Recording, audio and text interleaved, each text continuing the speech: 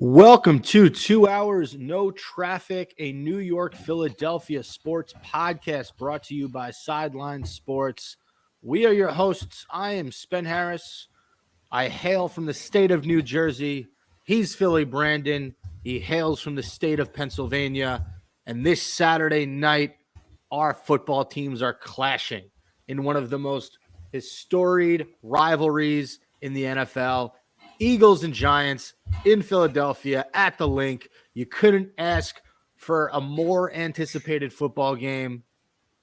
But let's just start with the pleasantries. How are you, Philly Brandon? We'll pretend to be friends for a couple minutes. Yeah, let's be cordial.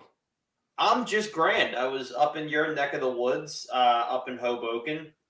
The last time I could go to Jersey for a little while after, the atrocities that are going to happen this weekend. And it was actually a good time. I enjoy North Jersey much more than I enjoy the state of New York as a whole. I think New Jersey's great in the South.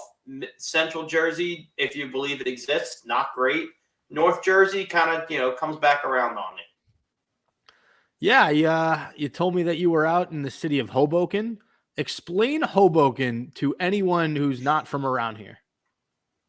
So in the 3 days I was there, it's like diet New York, to where, you can see the skyline, you can hop on the path and be there in probably 5-10 minutes, but it's also got this like hipster neighborhood kind of feel to it. A lot of nightlife, a lot of, fancy restaurants. Everything's $10 and up for a beer. So it's like New York's hipster cousin. Yeah, Hoboken is all time, especially when you're a younger gent like yourself in your early mid-20s. Basically, after you graduate college, if you live in, the suburbs with your parents and you want to move out, but you don't want to do the big move to Manhattan, obviously you want to go to a city that's popping, there are kids your age, there's not a better destination than Hoboken. You mentioned nightlife, the bars are the best, really good restaurants. I'm almost 30 and I still have some friends who live and thrive in Hoboken. A lot of people we met out, obviously around, after midnight, you see the 30 crowd start to dip. But we went to, what was it? The Moose Saloon, I believe.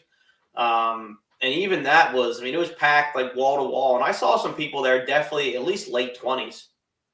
What were some bars you went to? The Moose Saloon doesn't ring a bell. I think it was Mike's Moose Saloon or something. It's like a gigantic country bar. It's right next to Birch. Okay, yeah, I know Birch. Give me some other bars you went to. Oh man, what else did we do? We did Mulligan's. Yep. Nice. Mulligan's is a huge high school bar where a lot of not high school kids, but a lot of kids from my high school go to Mulligan's after they graduate college. Go on. Oh, it's a great dive bar. Pool hall in the back, real nice. We did O'Neill's, one of the better burgers I've had in my day. Where the hell else we go? We went to this really cool sports bar where the entire back wall of the bar is screens, but they're not separate screens. They're like panels to the same screen. So it's like looking at a Jumbotron. I can't remember the name for the life of me, but we popped in there for a little bit. We kind of got all around. Was there Texas, Arizona, Cadillac Cantina,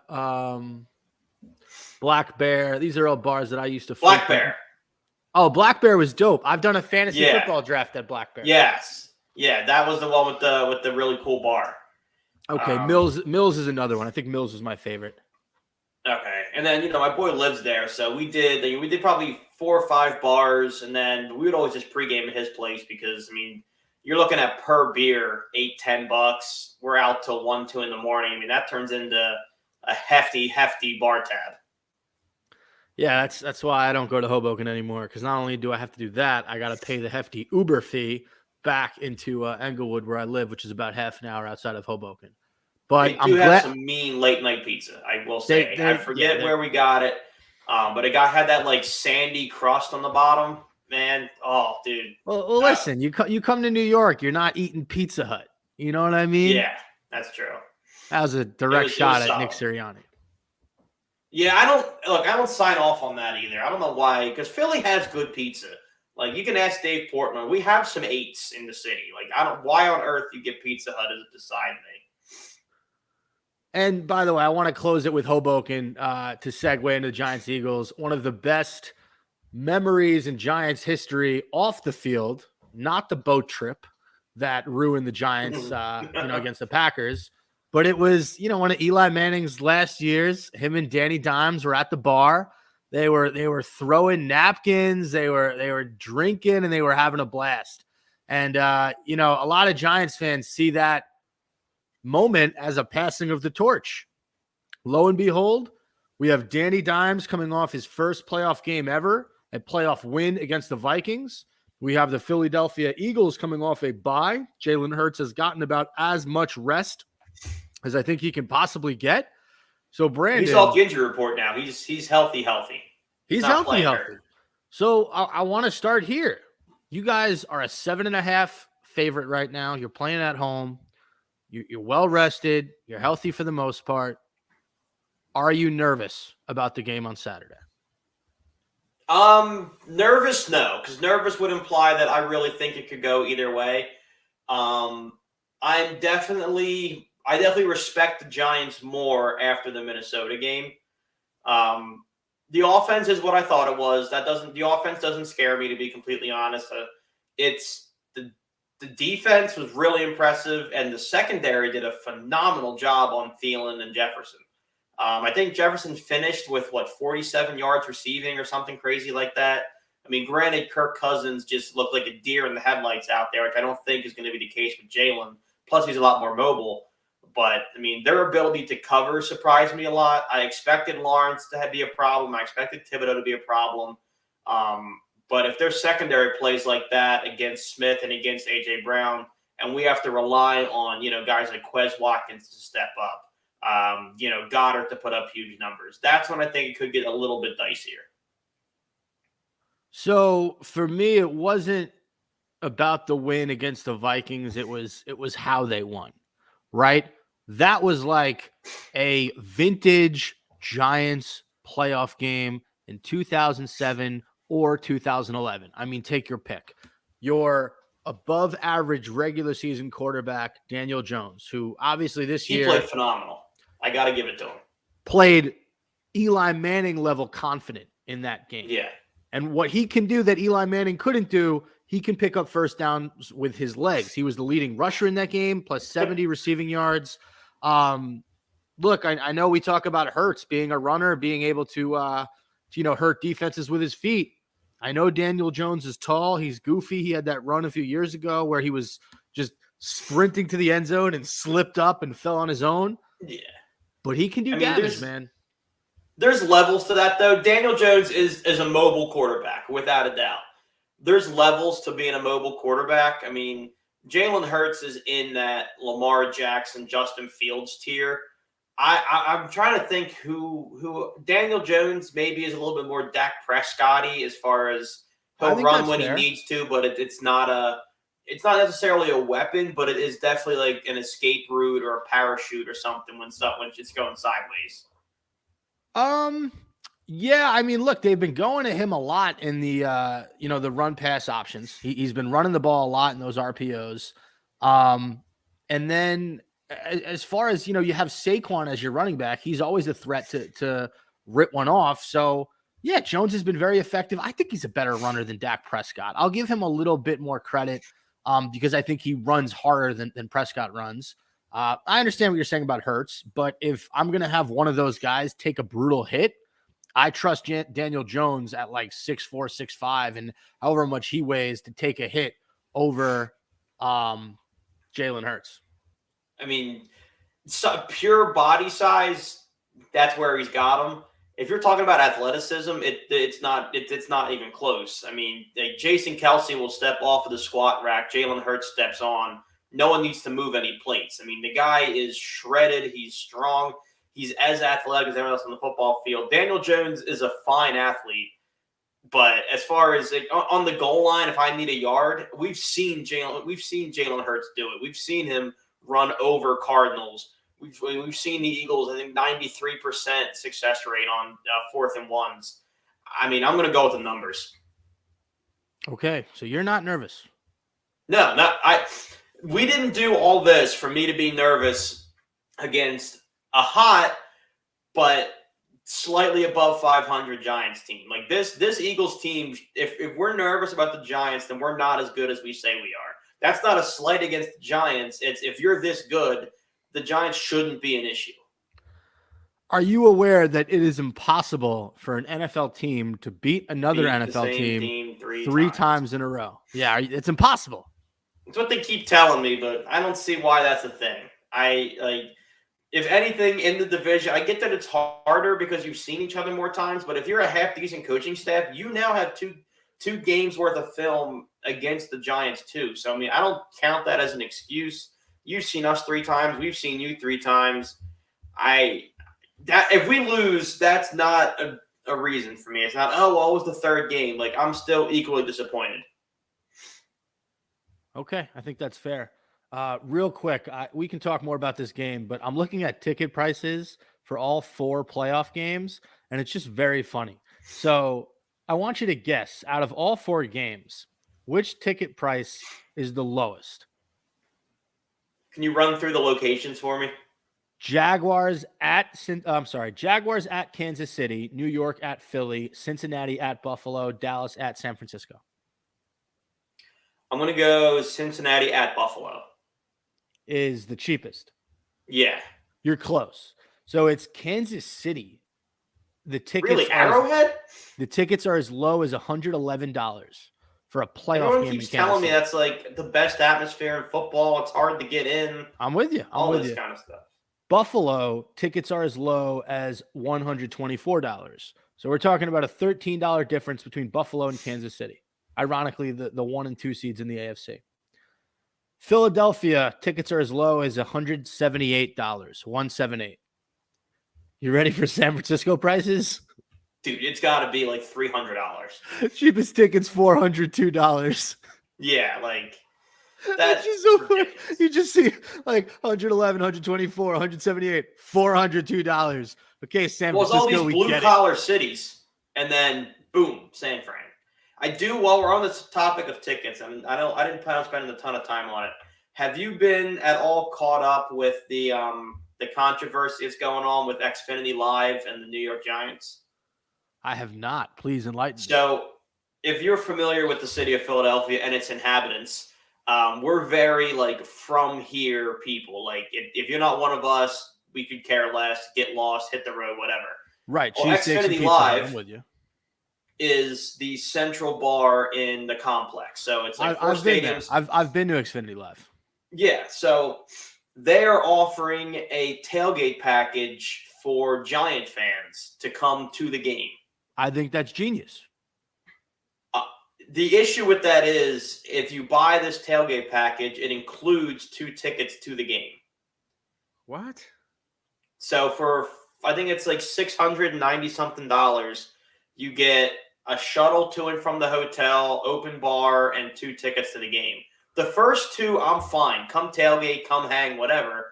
But if you're a local bar, you shouldn't be enabling away fans to come into your stadium. Like, that's what we do to other teams. You don't invite Giants fans into the link. So this is very funny because I worked for a tailgate company for 2 years where part of our whole thing was like, we worked with the Jacksonville Jaguars, and depending on who they were playing, we would market the hell out of our tailgate to away fans. Because Brandon, where are away fans supposed to tailgate? You want them to tailgate not be there at all. Kick rocks, beat it. That's ridiculous. Go back up the highway. We're going to be at the link. We don't care how many bottles you throw at our heads. We don't care how many birds you flip. And by the way, we're going to get to Eli in a little bit because there's some funny news with him. But look, Xfinity Live is doing excellent business. Okay, these Giants fans have nowhere to go. Okay, you guys want to come to the game? Fine. Pay us to have the privilege to tailgate here. Look, you and I both know that real Eagles fans aren't tailgating at Xfinity Live. No, the Xfinity Live tailgate isn't my issue. It's the buying away fans tickets to your stadium is where I have an issue. Because we're going through this whole thing where it's, don't sell your tickets to Giants fans. It's the battle for home field. Like, you guys are so close. If it was San Francisco, I don't care. If you make that trip, by all means, dude, come on in. Like, it's very realistic that Giants fans can make that trip up 95, and come to the game. And look, you're welcome to come to the game. That doesn't mean we need to make it an enjoyable experience for you. It should be quite the opposite. We're not known for our hospitality, Spence. I get that. And here's what I'm excited for, and here's what I'm scared of. So you're not nervous, you're confident. Eagles #1 seed in the NFC, having a great year. I get all that. Jalen Hurts, MVP candidate, AJ Brown, Plankett, who's the receiver from Alabama? Devonta Smith. You guys got weapons. I don't deny that. But this Giants team is special. There's something about Brian Dable. There's something about Daniel Jones. There's something about an angry Saquon Barkley who wants to run through every single defender. This defense is hungry. I'm not going to name drop, but we know who's on the defense. I'm excited for this game. I think the Giants have a legitimate chance. What I am scared of is I'm scared for the safety of Giants fans after we upset you guys. If we beat you guys, I am not looking forward. I'm not looking forward to the videos of Eagles fans assaulting Giants fans. So this is a message to everyone in Philadelphia. Handle your losses in a more classy manner, because if you win, do whatever you want. But if you lose, don't take your anger out on us. It's not our fault that we are that franchise. 2 Super Bowls to 1 Super Bowl in the last 20 years. New York over Philly. G-Men, G-Men. Yeah, so I think what tends to happen if there's a fight in the Jetro lot is we're going to talk unbelievable amounts of shit. We're going to flip you off. We're going to be go birds. They came in the Vikings, to the Vikings parents. That is going to happen. The only reason violence ensues is if the opposing fans, which, I get it. If you're not used to that as your reality, you can get pretty heated about it. I think you just need to ignore our existence. Like, we're going to do it no matter what. Just keep it moving. I don't think it's going to come to that. I think this Giants team, it might be special soon. Let's back it down a tad here. You beat a very lackluster Minnesota team as it turned out. Saquon Barkley, he's a weapon. The receivers, I don't worry about any of them. No one on that receiving core is going to beat James Bradbury, Darius Slay one-on-one. It's not going to happen. Wait, you're not worried about Darius Slayton? No. And I'll take my chances with Danny Dimes against the secondary. I'll take my chances with Saquon having to run through Linval Joseph, Ndamukong Suh, Jordan Davis, Fletcher Cox. Look, I'm all right. I feel pretty secure in what we have. So I'm with you. A few things. I've been watching on TikTok. They've been posting old Giants Eagles playoff games. And I totally forgot that you guys essentially dominated us in the early 2000s.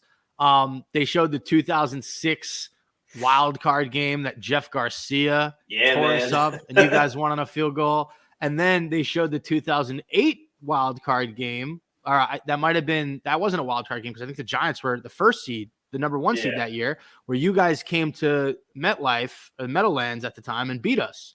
And I don't know if you know this, Brandon, but a young Spenny Harris was at that game. No way. That's the origin story. I was. And that was an abysmal game by the Giants. We put up 11 points. I think you guys beat us 20-11 or 20 feet. It was a terrible game. But I bring that up. Yeah. For what it's worth, the last time both teams met each other healthy, it wasn't pretty. I want to say we hung a 40 spot on you. Was that the game I was at? Yeah. I went to that game. Yeah, no, I'm aware. That was up in Meadowlands. And I want to say there is a path to you winning this game. And it's a low scoring one. Because once Philly gets rolling, they have the ability to avalanche on teams like you saw in the first meeting. Where the Giants were a good team then, but once you get that avalanche, it's hard to dig yourself out. And when you go to last week, if you're able to weather the storm in the first half and not let the offense get into a rhythm, then I'm scared. Then if our offense is disjointed, then we got a problem. Yeah, I understand what you're saying. I just think that you don't want to overlook the momentum that the Giants have. Um, Even in the losses at the end of the year, they lost to the Vikings. They played them tight. They lost to the Eagles, but you guys played your first stringers. We played our third stringers, and our third stringers It was a put tight up a game. solid fight. Yeah. And I want to go back to, a guy who's going to be there. He's going to be around the facility. Eli Manning said he made a promise. He said he would never go back to, the The link. link. And he said he's probably going back on his promise. He said he's got to go. He wants to see how many double birds that he can get. That's a personal challenge now, though. Like when he said that on ESPN, all that said to the people of Philadelphia was, how high can we get the number? What do you think Eli Manning's reaction is when somebody flips him off in Philadelphia? I think, well, he said when he was a player that he hated coming there because it was the double birds. He said kids would say the most vulgar things known to man. Like, I think that would rattle you a little bit. Now that he's a media personality and he's kind of welcoming it, I don't think it hits quite the same as it did. But as a player, he said he was uncomfortable in the link. So, yeah, I can see that. I think at this point, now that he's retired, now that he's not playing, I feel like if someone's going to give him the double birds, he's just going to look at them and be like, oh, come on, man. Come on. He also made it a thing. Like, as soon as you give our fan base an inch of recognition, they're going to take it and run with it. I mean, if that incident happened and he never said it, it would have just died. But he almost turned it into like folklore. So now he's going to get a lot more. I think you're absolutely right. Okay, we spent a good amount of time on Giants Eagles. Did we want to talk about any of the other matchups in the playoffs? I mean, they're pretty juicy. Yeah, I mean, can we talk about Dougie P going up against his mentor, Andy Reid, out in KC? Yeah. Do the Jaguars have any shot in hell to win that game? Yes. Really? Are they? Yes. They're not. Look, they're not favorited. I'm not betting on it. I will never. You could have said, any team. The Bears, like the Bears of old. I would have given them a shot. There's no team that I will say Doug Peterson can 100% not beat. He's got something about him.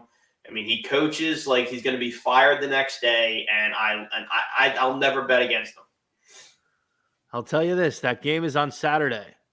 Do you know Trevor Lawrence's record on Saturday? Undefeated. Never lost on a Saturday. Never seen a Saturday doesn't like. I still like Kansas City in that game, and they probably cover. Oh, I mean, they should, but it's to the point where if the Jags were coached by anybody else, I would say, yeah, they were a good story, probably ends here. I don't put anything past Doug. He can do anything.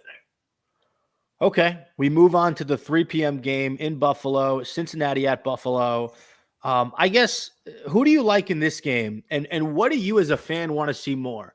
Kansas City against Buffalo or Kansas City against Cincinnati Part 2? I like Kansas. In this matchup, the Cincy Buffalo matchup is where we're going to start. Yeah. Let's start here, and then we'll get into what we want to see. Who do you like in this matchup? I think Cincinnati can get by them.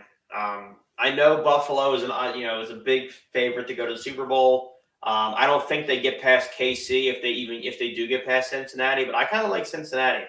I think they can score on them.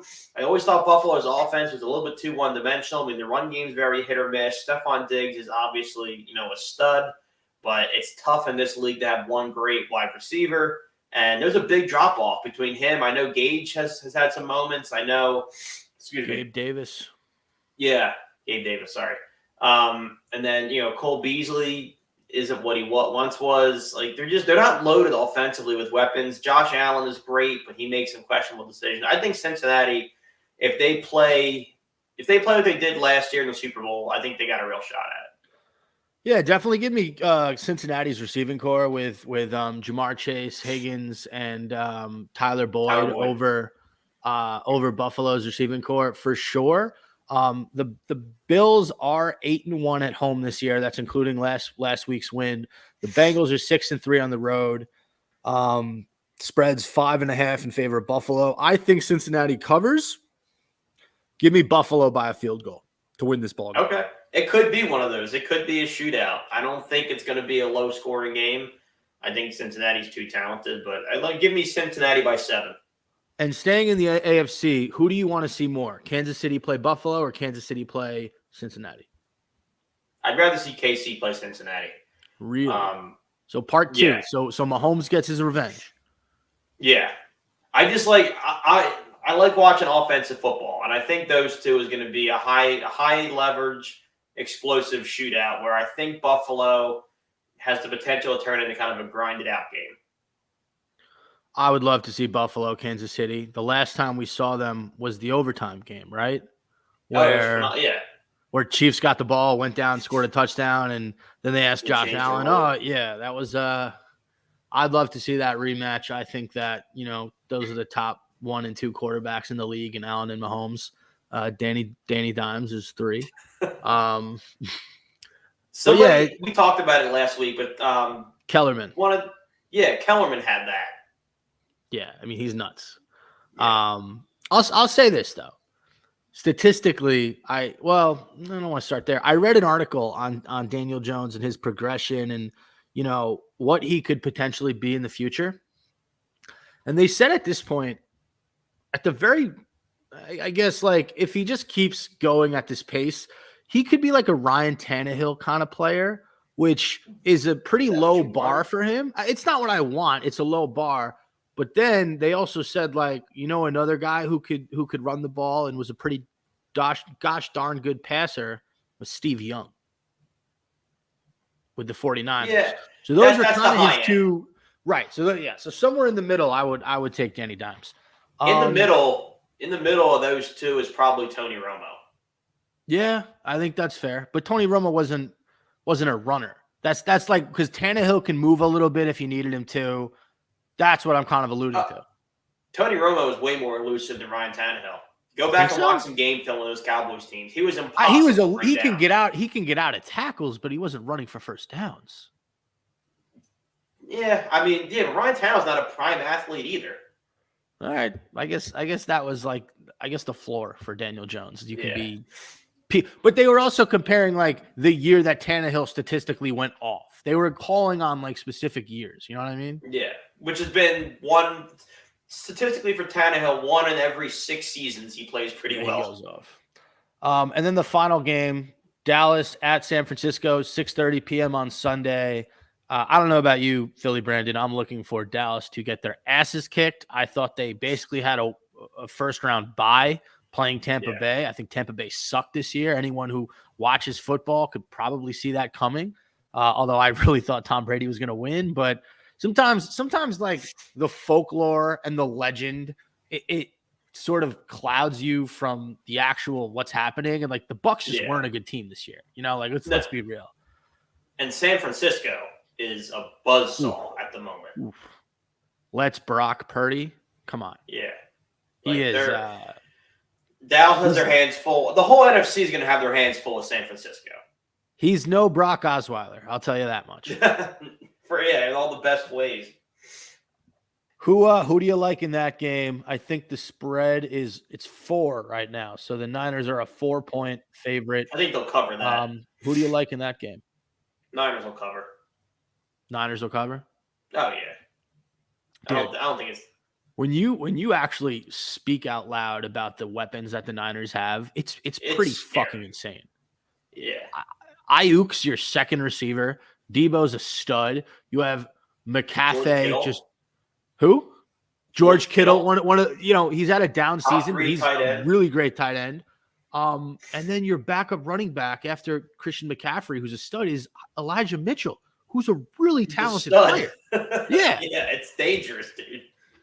I mean, Dallas has the pieces on offense. I get all that. You got the receiver. CeeDee Lamb's having a really nice year. Prescott, first game in a while with no interceptions against the Bucs. You still have the two-headed monster in Zeke and Pollard. But I'm with you. I just don't see Dallas doing enough to compete with the firepower that San Francisco has on offense. And I think San Francisco's defense is going to come up huge, and they're going to force some turnovers. Yeah, I don't think it's going to be a particularly close one. All right. So I like to win games, by the way. I don't think there's any upset except I'm going to pick the New York Football Giants to beat the Eagles. That's my only upset. Are you going all favorites across the board? You know what? I'm gonna go out on a limb and let's get weird. Let's say Jacksonville beats Kansas City. What about Cincinnati? I thought you had Cincinnati over Buffalo. Yeah, I guess it's a safer upset pick, but I don't care about being right unless I'm right about Jacksonville. So give me Jacksonville too. Yeah, I think that's more just because you believe in Dougie P. But yeah, I mean, you got to believe in Andy Reid too. He was also an Eagles coach. Yeah, but dude, I mean, Doug's special. Like 27. Someone that calls that dude was making. He brought me a Super Bowl. I'm gonna ride with Doug until he proves me wrong. All right, you ride with Doug. I'll ride with my guy Brian Dable. All right, I'm glad this was a football-heavy episode. I don't have much to talk about basketball-wise.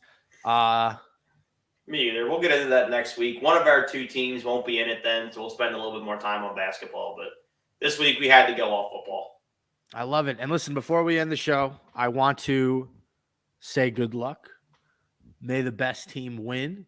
And if we're podcasting in a week and there was a huge upset at Lincoln Financial Field, I don't want you to be too upset. No, I mean, I'll be upset at the team, not you. I don't know. I think you might take it out on me. No, I'll take it out on who's responsible. Yeah, it'll probably be Pizza Hut Sirianni over there. Yes, we'll get into that another date, but... All right, Brandon, that does it for this week's episode of 2 Hours No Traffic, brought to you by Sideline Sports. Thanks to everyone for listening. Tune into the NFL playoffs this week, and we will see you next time. Go Birds. Big Blue.